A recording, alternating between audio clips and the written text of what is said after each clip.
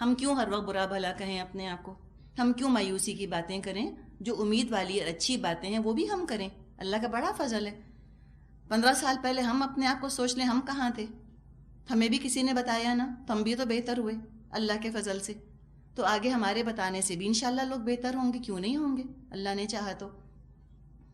اور اگر جو نہیں بہتر ہوتے، اس کا مطلب یہ نہیں ہے کہ بتانے والے کا قصور ہے، نہیں. وہ اس لیے بہتر نہیں ہو رہے کہ ان کے اپنے اندر خیر نہیں ہے. اگر اپنے اندر خیر ہوگی تو ضرور بتانے والے کی بات اثر کر جائے گی. اور بتانے والے بھی کتنے طرح کے ہیں نا. کوئی انگریزی میں بتاتا ہے، کوئی اردو میں بتاتا ہے، کوئی ڈانٹ کے بتاتا ہے، کوئی پیار کر کے بتاتا ہے. کوئی عورت ہے، کوئی مرد ہے. کمی تو نہیں ہے ہمارے معاشرے میں آج. امریکنز بھی بتا رہے ہیں، پاکستانی بھی بتا رہے ہیں، سعودیز بھی بتا رہے ہیں. جو اچھا لگے اس کی بات سن لو. تو جو سننا چاہتا ہے اس کو کہیں نہ کہیں سے ہدایت مل جاتی ہے. جو سننا نہیں چاہتا اس کے پاس 100 بہانے ہیں. تو ہر طرح سے سمجھایا، ہر طرح سے بتایا نوح علیہ السلام نے ان کو. اور ان کو بہت ترغیب دی کہ تم استغفار کرو. فرماتے ہیں کیا کہا انہوں نے؟ فَقُلْتُ اسْتَغْفِرُوا رَبَّكُمْ إِنَّهُ كَانَ غَفَّارًا.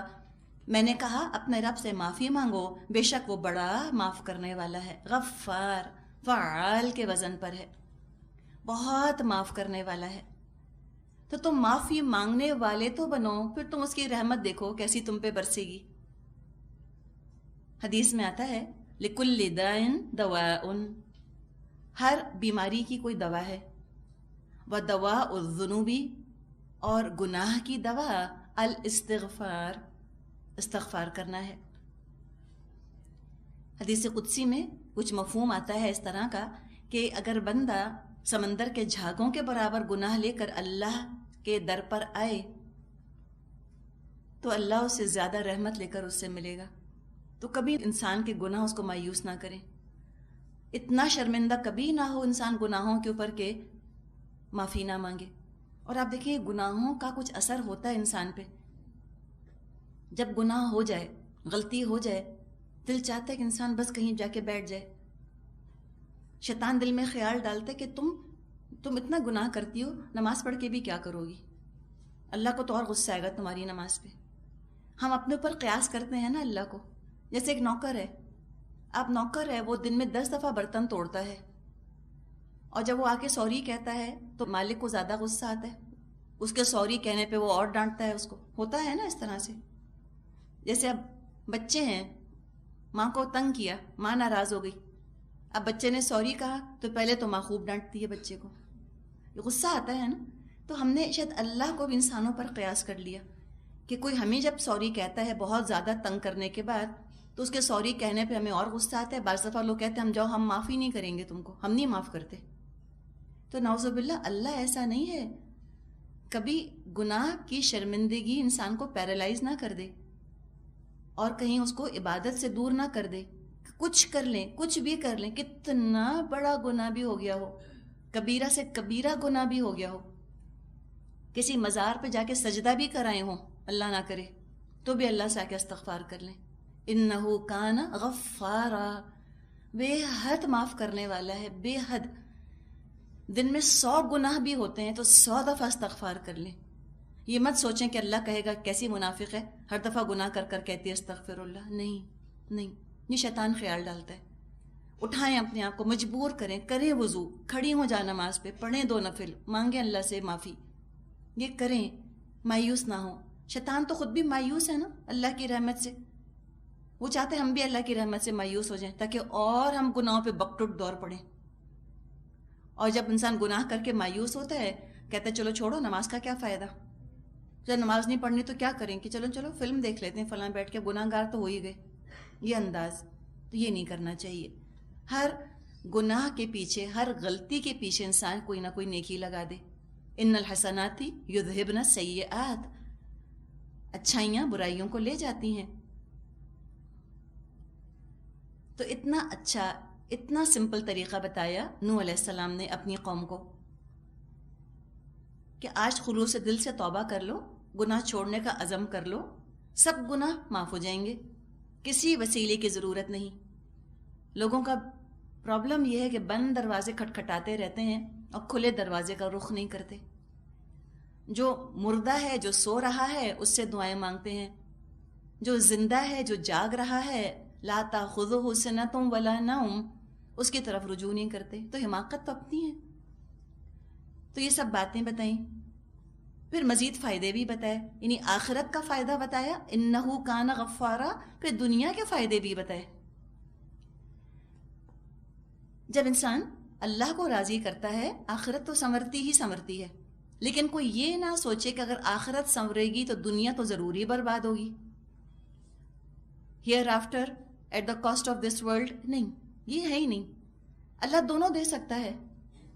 ربنا آتینا فی الدنیا حسنۃ وفی الآخرۃ حسنۃ وقنا عذاب النار.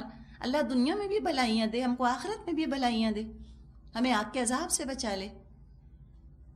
اور شریعت پر عمل کر کے دنیا بھی سنورتی ہے. اب یہ دنیا کے فائدے بتا رہے ہیں. فرمایا کہ اگر تم اللہ سے استغفار کرو گے تو کیا ہوگا تمہاری دنیا میں؟ یرسل السماء علیکم مدرارا، وہ تم پر آسمان سے خوب بارشیں برسائے گا. مدرار کا مادہ دال را ہے. پور ڈاؤن کرنا جس کو ہم کہتے ہیں نا. درہ یدرو کا مطلب ہوتا ہے کہ دودھ کا بہہ نکلنا، بہت دودھ بہنا. تو مدرارا موسلادھار بارشیں برسائے گا تم پہ، بہت رحمتیں نازل فرمائے گا. آسمان سے نفع بخش بارشیں ہوں گی.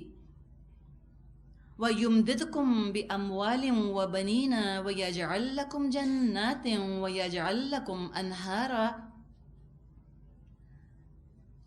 تمہیں مال اور اولاد سے نوازے گا، تمہارے لیے باغ پیدا کرے گا اور تمہارے لیے نہریں جاری کر دے گا.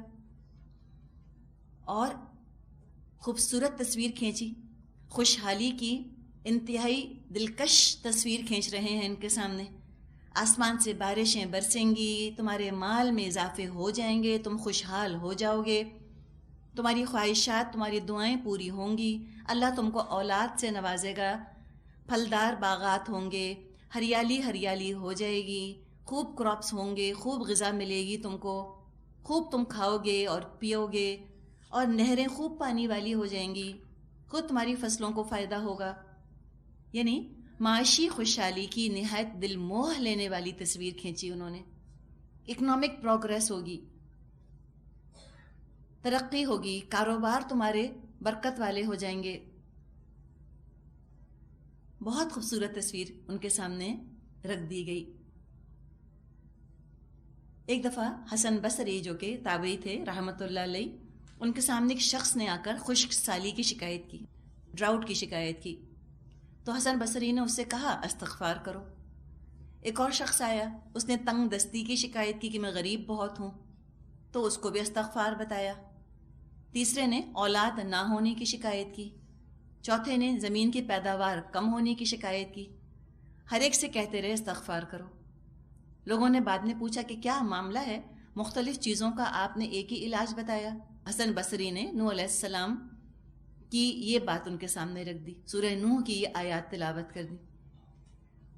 تو کوئی آپ سے کسی پریشانی کا تذکرہ کرے، آپ اس کو کہہ دیجئے کہ تم استغفار کرو، تو بتائیے ذرا کیا ری ایکشن آئے گا؟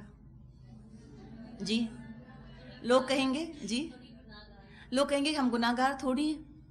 اچھا پھر وہ اتنے امید سے آپ کے پاس آئیں گے کہ ہمیں اتنی پریشانیاں، آپ کہیں اچھا استغفار کرو، اس سے منہ لٹک جائیں گے، کہیں گے اچھا وہ تو ہے ہی، کچھ اور بتائیے نا. ان کو یہ دین آسان اچھا نہیں لگتا. آپ ان کو مشکل وظیفہ اگر بتائیں، آپ کہیں کہ اچھا بہت بڑی بڑی مشکلات آئی ہیں، اب تم عصر کے بعد سر کے بل کھڑے ہو جانا اور تم 7 دفعہ سورہ بقرہ کا ختم پڑھنا.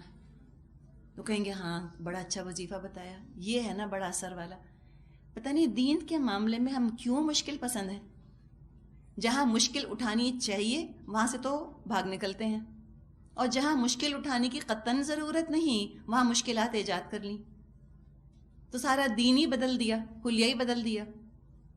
جہاں سمپل اللہ سے رابطہ کرنا ہے وہاں بدعتوں پر بدعتیں شروع کر دیں، اور جہاں واقعی جہاد کرنا ہے، جہاں پردہ ہے اور سود کو چھوڑنا ہے اور اخلاق بہتر کرنا ہے، جہاں کمٹمنٹس نبھانی ہیں اور جہاں 5 وقت کی نماز کی پابندی کرنی ہے وہاں سے بھاگ نکلے کہ نہیں یہاں کیا ضرورت ہے، دین اتنا مشکل نہیں، الٹا معاملہ ہم نے کر لیا اپنا۔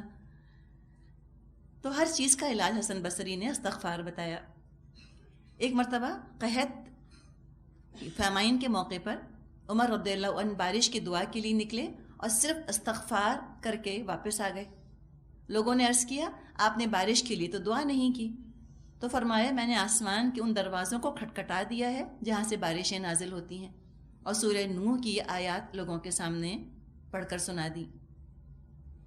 تو یہی نوح علیہ السلام نے اپنی قوم کو دعوت دی، اللہ کی طرف رجوع کرنے کے لیے ابھارا کہ آخرت تو سنورے گی، دنیا بھی سنور جائے گی، تم نسخہ آزما کر تو دیکھو۔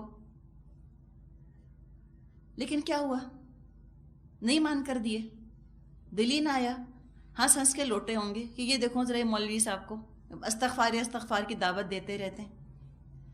اس لیے کہ کفار کا تو سارا بھروسہ اپنے سسٹمز پر ہوتا ہے نا، وہ کہتے ہیں ہم سسٹمز بنائیں گے، ہم یہ سب کچھ کریں گے تو کچھ ہوگا۔ تو یقیناً اسلام بھی کہتا ہے کہ تم کوشش کرو، عمل کرو، کوشش کر کے جد و جہد کرو، ہاتھ پاؤں ہلاؤ، لیکن ساتھ ساتھ استغفار بھی تو کرو۔ دونوں کام ساتھ بھی تو ہو سکتے ہیں۔ جیسے دنیا اور آخرت کی بھلائیاں ساتھ ساتھ مل سکتی ہیں، اسی طرح دنیا کا کام اور آخرت کا کام بھی ساتھ ساتھ ہو سکتا ہے۔ دنیا سنوارنا اور اللہ کو راضی رکھنا بھی تو ساتھ ساتھ ممکن ہے۔ اللہ نے اتنا مشکل نہیں کیا دین ہمارے لیے کہ مجھ کو تمہیں راضی کرنا ہے تو تم کو دنیا چھوڑنی پڑے گی، کاروبار چھوڑ دو، جاب چھوڑ دو، پڑھائیاں چھوڑ دو، تب میں راضی ہوں گا۔ نہیں، دونوں چیزیں ساتھ ہو سکتی ہیں۔ پرابلم کیا تھا نوح علیہ السلام کی قوم کا؟ ان کو اللہ کو راضی کرنا ہی نہیں تھا، انہیں آخرت سے کوئی سروکار ہی نہ تھا، انہوں نے ایک بھی نہ سنی۔ تو پوچھا نوح علیہ السلام نے ان سے، ما لکم، کیا ہو گیا ہے تم کو، لا ترجون للہ وقارا، اللہ کے لیے تم کسی وقار کی توقع نہیں رکھتے۔ وقار مادہ اس کا واو قاف را ہے، وقر ہم کہتے ہیں نا بوجھ کو، وقرا بزرگی کے لیے آتا ہے یہ لفظ، عظمت کے لیے، جلالت کے لیے، شان کے لیے لفظ آتا ہے۔ تو پوچھا نوح علیہ السلام نے ان سے، جھنجھوڑا ان کو تھوڑا سا کہ دنیا کے چھوٹے چھوٹے بادشاہوں کی نافرمانی نہیں کرتے کہ وہ سزا دیں گے، اللہ کی نافرمانی کرتے ہوئے نہیں ڈرتے۔ لا ترجون للہ وقارا، تمہیں اللہ کے وقار کا احساس نہیں، اللہ ہی ایسا رہ گیا، اس کو اہمیت دینے کی ضرورت ہی محسوس نہیں کرتے۔ ہر شخص کا لحاظ ہے، اللہ کا کچھ لحاظ نہیں۔ ما لکم لا ترجون للہ وقارا، اللہ کی عظمت کا، اللہ کی شان کا تم کو احساس نہیں ہوتا؟ اللہ کی بے عزتی ہوتے ہوئے تمہارے دل نہیں دکھتے؟ ہر شخص کا لحاظ ہے، اللہ کا لحاظ نہیں۔ انسانوں سے امیدیں لگاتے ہو، اللہ کے آگے دامن نہیں پھیلاتے، اللہ ہی کو اس قابل نہیں سمجھتے کہ توکل کرو، سمجھتے ہو کہ یہ انسان تمہارے کام بنائیں گے، سمجھتے ہو کہ اللہ نہیں بنائے گا تمہارے کام، تبھی تو تم نے اللہ کو پرائیورٹی لسٹ کے اوپر اتنا نیچے رکھا ہوا ہے۔ اگر تم یہ سمجھتے کہ اللہ تمہارے کام بنائیں گے، تم سب سے پہلے اللہ کو راضی کرتے، بعد میں لوگوں کی فکر کرتے۔ تو سمجھایا انہوں نے، کیا ہو گیا، ما لکم لا ترجون للہ وقارا، اللہ کے وقار کا تمہیں خیال نہیں۔ اور دھمکی بھی ہے اس کے اندر، وارننگ بھی ہے کہ تم نے کیا سوچا، اللہ کے خلاف بغاوت کرتے رہو گے، اس کے پیغام کو جھٹلاتے رہو گے، اور یہ باتیں اللہ کو اپنی عزت، اپنے وقار کے خلاف نہ لگیں گی؟ اللہ انتقام کیا نہ لے گا تم سے؟ کہ اللہ تم کا غضب تم پہ نہ بھڑکے گا؟ تم نے کیوں اللہ کو اتنا بے حس اور اتنا کمزور سمجھا ہوا ہے؟ ما لکم، کیا ہو گیا تم کو، لا ترجون للہ وقارا، اللہ کے وقار کا خیال نہیں تم کو؟ اللہ کو اپنا وقار بہت محبوب ہے، اللہ بڑا غیور ہے، المتکبر ہے، اللہ کو اپنی بے عزتی بہت بری لگتی ہے، بہت غضب بھڑکتا ہے اس کا، ڈرو، خوف کھاؤ اس سے۔ اور دیکھو تم تھے کیا، کیسے بنایا اس نے تم کو، وقد خلقکم اطوارا، حالانکہ اس نے طرح طرح سے تم کو بنایا ہے۔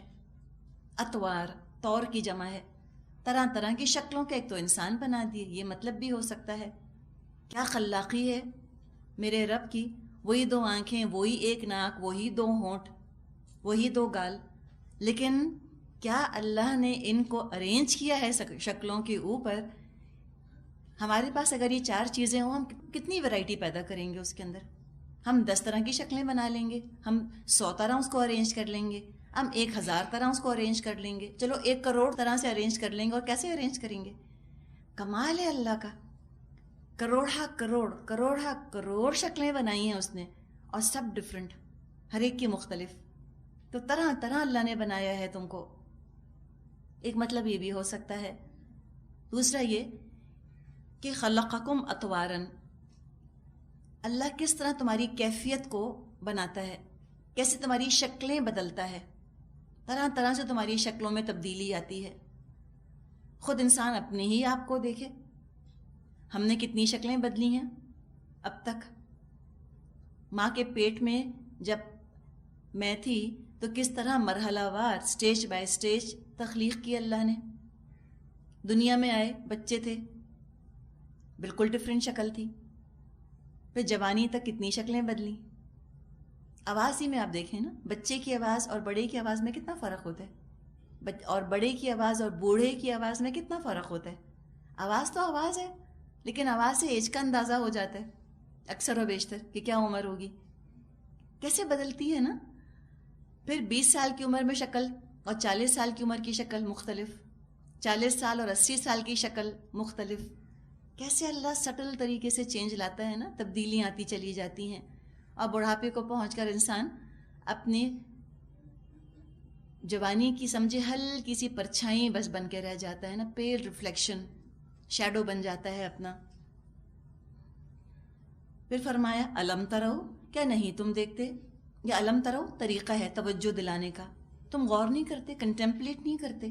الم ترو، کیا نہیں تم نے دیکھا، کیف خلق اللہ 7 سماوات طباقا، اللہ نے کس طرح 7 آسمان تہ بتہ بنا دیے. اپنے وجود سے اس دنیا سے نظر اٹھا کر ذرا دیکھو کس طرح 7 آسمان بنے ہیں تمہاری حفاظت کے لیے. وَجَعَلَ الْقَمَرَ فِيهِنَّ نُورًا وَجَعَلَ الشَّمْسَ سِرَاجًا، اور ان میں چاند کو نور اور سورج کو چراغ بنا دیا. ٹھنڈک، راحت، سکون پہنچانے والا نائٹ بلب اللہ نے لگا دیا آسمان میں چاند کی شکل میں، اور سورج کی شکل میں قوت اور تیز روشنی اور توانائی فراہم پہنچا دی تاکہ دنیا کے کام احسن طریقے سے چلتے رہیں. واللہ انبتکم من الارض نباتا، اور اللہ نے تم کو زمین سے عجیب طریقے سے اگایا. زمین پر انسان کی زندگی اور بقا کے سارے انتظامات پہلے سے کر دیے. پھر انسان کو مٹی سے اگایا، تخلیق بھی مٹی سے ہوئی، غذا بھی اسی سے آتی ہے، اسی کے اندر لوٹنا ہے، اور کچھ عرصے بعد پھر دوبارہ نکال کر انسان کھڑا کر دیا جائے گا اسی مٹی سے. جہاں سے سفر کا آغاز ہوا تھا وہیں پر لوٹ کر جانا ہے، منزل وہی ہے، مگر راستے میں بھول بھلائیاں بہت ہیں. ایک میز کی مانند ہے دنیا، بہت سے شیطان بھٹکانے کے در پہ ہیں، اصل مقصد سے ڈسٹریکٹ کرنے والے ہیں. اللہ نے جہاں تمہارے لیے دنیا میں راستے بنائے تاکہ تم آسانی سے جہاں چاہو جاؤ پہنچو، تو جنت کی طرف رہنمائی کے لیے بھی تو راستہ اس نے تم کو دکھا دیا. فرمایا ثم یعیدکم فیہا ویخرجکم اخراجا، اسی میں تم کو لوٹنا ہے، اسی میں سے تم کو نکال لیا جائے گا. واللہ جعل لکم الارض بساطا، اللہ نے زمین کو تمہارے لیے فرش کی طرح بچھا دیا. لتسلکوا منہا سبلا فجاجا، تاکہ تم اس کے اندر کھلے راستوں میں چلو. سبلن سبیل کی جمع ہے، سبل راستے. فجاجن فج کی جمع ہے. راستہ ہوتا ہے فلیٹ زمین میں، ہموار زمین میں، اور فج ہوتا ہے 2 پہاڑوں کے بیچ کا راستہ. درہ کہتے ہیں جس کو، پاسز کہا جاتا ہے جن کو. فجن عمیق سورہ حج میں پڑھا تھا. تو ہموار زمین پر بھی راستے بنائے، اور اللہ تعالیٰ نے پہاڑوں کے درمیان بھی راستے بنائے. کیسے اللہ تعالیٰ نے تم کو ہدایت دی ہے، تمہاری رہنمائی کی ہے، تو یقیناً آخرت کے لیے بھی تمہاری رہنمائی وہ کرے گا. اب یہ ساری دعوت، اور کتنی حسین دعوت ہے، کسی رسول کی دعوت اتنی تفصیل میں نہیں آئی جتنی کہ نوح علیہ السلام کی آئی ہے۔ اس میں آپ دیکھیں کہ دل کو مائل کرنے کا انداز بھی ہے، عقل کو قائل کرنے کا انداز بھی ہے، اس میں سائنس کو بھی انکارپوریٹ کیا ہے اپنی دعوت میں انہوں نے، اور اپنی دعوت میں وحی کو بھی انکارپوریٹ کیا ہے۔ تو یہ بہترین انداز ہے دعوت دینے کا۔ بعض لوگ عقل کے راستے دین میں آتے ہیں، بعض دل کے راستے آتے ہیں، بعض لوگ ڈر کر آتے ہیں، بعض لوگ محبت کی وجہ سے آتے ہیں، بعض لوگ آنکھوں کے راستے آتے ہیں، بعض پیٹ کے راستے آتے ہیں۔ بہت طریقے ہیں دین میں بلانے کے۔ جیسے کہ ایک گلہ ہے، ٹھیک ہے نا، ایک ریوڑ ہے، فلاک ہے، اور ایک ہے چرواہا۔ چرواہا جو ہوتا ہے، جو شیپرڈ ہوتا ہے، اس کی پیش نظر تو ایک چیز ہوتی ہے کہ اپنے گلے کی حفاظت کر لے، اس کا گلہ نقصان سے دو چار نہ ہو۔ تو کبھی وہ ڈنڈے مارتا ہے کہ وہ اندر آ جائیں، باڑے کے اندر آ جائیں، محفوظ ہو جائیں۔ کبھی وہ ان کو چارہ دکھاتا ہے، کیرٹنسٹک ٹیکنیک ہم کہتے ہیں نا، یہ وہ ٹیکنیک ہے جو رسولوں نے استعمال کی۔ تو ہم نہیں کہہ سکتے کس پر کس چیز کا اثر ہوگا، تو اپنی طرف سے انسان بھرپور کوشش کر لے، کمپریہنسو دعوت ان کو دے، پتہ نہیں کس پر کس چیز کا اثر ہو جائے۔ تو یہاں پر ہم دیکھ رہے ہیں کہ سائنسی معلومات کو استعمال کرنے کا بھی ایک طریقہ ہے جو ہم کو سکھایا جا رہا ہے کہ تم اس کے ریفرنسز بھی دے سکتے ہو، کوئی حرج نہیں، غلط نہیں ہونے چاہیے، قرآن سے کلیش کرنے والے نہیں ہونے چاہیے۔ تو فرمایا کہ دیکھو اتنی اللہ نے نعمتیں تم کو دی ہیں، سب بتایا، لیکن کیا ہوا؟ ریئیکشن، اب شکوہ کر رہے نوح علیہ السلام، اور ان کو شکوہ زیب بھی دیتا ہے۔ جو 950 سال تبلیغ کر چکا، اس کو زیب دیتا ہے کہ وہ اب شکوہ کرے۔ جس نے کہ 9 سال یا 90 سال تبلیغ کی ہے، اس کو زیب نہیں دیتا کہ وہ شکوہ کرے۔ تو فرمایا نوح علیہ السلام نے، قال نوح علیہ السلام نے کہا، ربی، اے میرے رب، انہم عصونی، انہوں نے تو میری بڑی نافرمانی کی، مانتے ہی نہیں۔ واتبعوا ما لم یزدہ مالہ وولدہ الا خسارا، تو رسول کی تو نافرمانی کی، پیروی کس کی؟ اور انہوں نے پیروی کی ان کی جو مال اور اولاد پا کر اور زیادہ نامراد ہو گئے ہیں۔ یہ تو لگ رہا ہے کہ جیسے آج مسلمانوں کا قصہ کہا جا رہا ہے، جب مسلمانوں کو بلایا جاتا ہے کہ آؤ تعالوا الی اللہ والرسول، آ جاؤ اللہ رسول کی طرف، تو نہیں مانتے، کہتے نہیں، ہم اس طرح آنکھ بند کر کے کسی کی بات نہیں سن سکتے۔ اور کوئی اور اگر ان کو بلائے، کتنی بھی نامعقول چیز کی طرف بلائے، چل پڑتے ہیں، اس کی بات سن لیتے ہیں۔ دین کی بات اگر کہی جائے تو کہتے ہیں نہیں، I'll think for myself، میں خود سوچ سکتی ہوں اپنے بارے میں، I will not be dictated to، کوئی ڈکٹیٹ نہ کرے مجھ کو، میں خود ہی سوچ لوں گی۔ لیکن معاشرہ کچھ بھی ان سے کروا لے، انتہائی شوق سے، انتہائی خوش ہو کر کام کرتے ہیں۔ اگر یہ کہا جائے کہ قرآن کہتا ہے کہ مالی معاملات میں، طلاق وغیرہ کے معاملات میں 2 عورتوں کی گواہی 1 مرد کے برابر ہے، تو کہیں گے کیوں؟ وائے؟ اور یہی لوگ کسی مجلس محفل میں جاتے ہیں اور وہاں وہ دیکھتے ہیں کہ دلہن پیلا جوڑا پہن کر بیٹھی ہے اور لوگ ٹھونسے جا رہے ہیں لڈو اس کے منہ کے اندر، تو نہیں پوچھتے یہ کیوں ہو رہا ہے؟ وہ بھی پوچھا انہوں نے؟ نیور۔ کسی کو بندروں کی طرح اچھلتے کودتے دیکھتے ہیں تو یہ نہیں پوچھتے کیوں؟ وائے؟ یہ تم کیوں اس طرح اچھل رہے ہو، تم کیوں کارٹون بنا رہے ہو اپنا؟ یہ نہیں پوچھیں گے، اس میں تو خود بھی شامل ہو جائیں گے۔ وہاں کیوں نہیں پوچھا، وہاں وائے نہیں پوچھتے۔ تو وہی چیز ہے بالکل کہ نوح علیہ السلام کی تو کی نافرمانی، اور پیروی پھر کس کی؟ دنیا والوں کی۔ اور کون سے دنیا والے؟ ایلیٹس، مترفین، جن کو اللہ نے مال دیا تھا، اللہ نے ان کو اولاد دی تھی، بہت کچھ عزت دی تھی، بجائے کہ اس مال سے، اس عزت سے، اس اولاد سے اللہ کو راضی کرتے، ان سب چیزوں کو اللہ کی نافرمانی میں لگا دیا۔ یہ تمام چیزیں صدقہ جاریہ بھی بن سکتی تھیں، یہ سب اپنے لیے عذاب جاریہ بنا لی اور ان کے پیچھے چل پڑے۔ تو یہ کیوں کرتے ہیں لوگ؟ اگر جب ان کو اس قدر ہی اپنی عزت پیاری ہوتی ہے اور اتنا ان کو اپنے اوپر ایک ناز ہوتا ہے اپنی سمجھ کے اوپر، تو ان کو چاہیے کسی کی بات بھی نہ سنیں. لیکن گمراہ کرنے والوں کی تو فرما برداری سر جھکا کے کر لیتے ہیں، اور ہدایت دینے والوں کی فرما برداری سر جھکا کے نہیں کرتے. وجہ اس کی یہ ہے کہ ان کو دنیا بہت پیاری ہوتی ہے. حب الدنیا و کراہیت الموت، بات ہی یہ ہے، واہن کی بیماری اسی کا نام ہے. دنیا بہت محبوب اور موت سے فرار، موت اچھی نہیں لگتی. تو لہٰذا وہ اس طرح کی حرکتیں کرتے ہیں، ان کے پیچھے وہ چل پڑتے ہیں. تو نوح علیہ السلام نے فرمایا کہ کیا ہو گیا ہے تم کو، یہ تم تو ان کی فرما برداری کر رہے ہو. اور شکوہ کیا اللہ سے، انہم عصونی، نافرمانی کی انہوں نے میری، واتبعوا، اور انہوں نے پیروی کی، من لم یزدہ مالہ وولدہ الا خسارا، اس کی پیروی کی کہ جس کے مال نے اور جس کی اولاد نے اس کے نقصان ہی میں اضافہ کیا. چلو ایک حد تک تو معاملہ ہوا کہ انکار کر دیا کہ چلو نوح ہم تمہاری بات نہیں مانتے. لیکن قوم اتنی بگڑ چکی تھی، اتنی بد ہو چکی تھی، ایسی شیطانی ہو گئی تھی کہ نافرمانی کے ساتھ مزید آگے اب نوح علیہ السلام کی دشمنی بھی اختیار کر لی. بالکل شیطانی رویہ.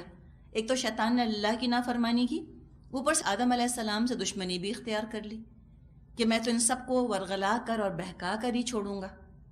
وہی شیطانی رویہ قوم نوح کا بھی تھا. تو نافرمانی کی اور پھر کیا کیا، وَمَكَرُوا مَكْرًا كُبَّارًا، ان لوگوں نے بڑے بھاری مکر کا جال پھیلا رکھا ہے.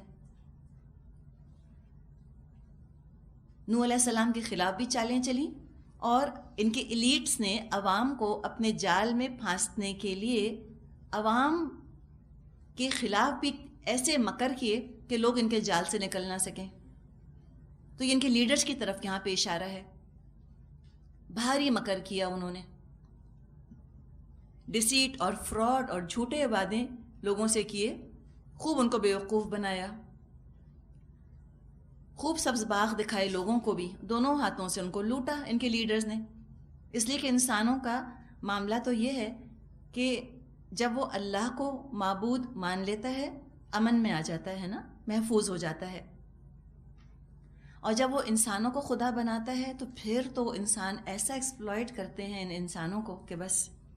اس لیے کہ جو بھی انسان معبود بنایا جائے گا یقیناً وہ بہت خود غرض معبود بنے گا، بہت ایکسپلائٹ کرے گا دوسروں کو. تو انہوں نے اپنے لیڈرز کو معبود بنایا، تو لیڈرز نے بھی خوب دونوں ہاتھوں سے لوٹا، خوب ایکسپلائٹ کیا.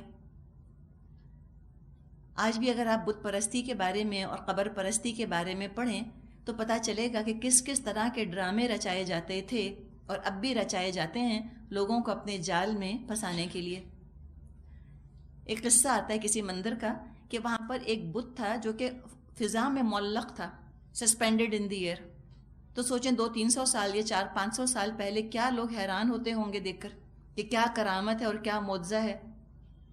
بات اتنی تھی کہ جو وہاں پہ جو ان کے ہندوؤں کے مندر میں جو جوگی وغیرہ تھے، ان کے بارے میں آپ کو علم ہوگا نا کہ یہ حساب وغیرہ میں بڑے تیز ہوتے ہیں آج بھی ہندو جوگی. انہوں نے سورج گرہن اور چاند گرہن ہزاروں سال تک کے لیے انہوں نے اس کو پریڈکٹ کر دیا ہے کہ کب کس وقت کس سال میں سورج گرہن یا چاند گرہن ہوگا، سولر ایکلپس یا لونر ایکلپس. تو وہاں کیا کیا تھا ان لوگوں نے، ان کے جوگیوں نے، جو مندر کے ان کے پنڈت تھے، کہ مندر کی دیواریں لوہے کی بنائی تھیں، میگنیٹ کی بنائی تھی، میگنیٹ کی، اور بت تھا لوہے کا، میٹل کا. تو انہوں نے کس طرح اس کو میگنیٹ کو ارینج کیا تھا کہ وہ بت اس طرح جو میٹل کا بنا ہوا تھا وہ سسپینڈڈ رہتا تھا. تو دیکھیں نا، ہے نا ان کی چالاکی، ہے نا ان کی تیزی. پچھلے دنوں سنا تھا کہ کوئی بت ہے جو دودھ پی لیتا ہے، لوگ لا کے اس کو دودھ دیتے ہیں، وہ سارا دودھ پی لیتا ہے. اس میں کون سی بڑی بات ہے؟ کوئی پورس راک لے کر آپ بنا دیں اور جو بھی دودھ ڈالیں وہ جذبی ہوگا نا اس کے اندر. لیکن آپ سوچیں نا، ایک عام گاؤں کا سیدھا سادہ گنوار ان پڑھ جاہل بیچارہ جو کہ خود تلا بیٹھا ہے کہ کوئی مافوق الفطرت ہستی اس کو ملے، سپر نیچرل فینومینن دیکھے، وہ تو فوراً ایمان لے آئے گا ان چیزوں کے اوپر. تو اس طرح وہ لوگوں پر اپنی قدرت کا، اپنے اختیار کا روب ڈالتے تھے. اور یہ سب حربے اس لیے استعمال کرتے تھے کہ معاشرے میں ان کا روب اور دبدبہ باقی رہے، لوگ ان کے قابو میں رہیں. تو لہٰذا کسی بھی معاشرے میں جو رسولوں کی مخالفت ہوئی، شدید ترین مخالفت دو طبقات کی طرف سے ہوئی، ایک دولت مند لوگوں کی طرف سے، پڑھے لکھے پیسے والوں کی طرف سے، مترفین، اور دوسرے مذہبی طبقے کی طرف سے.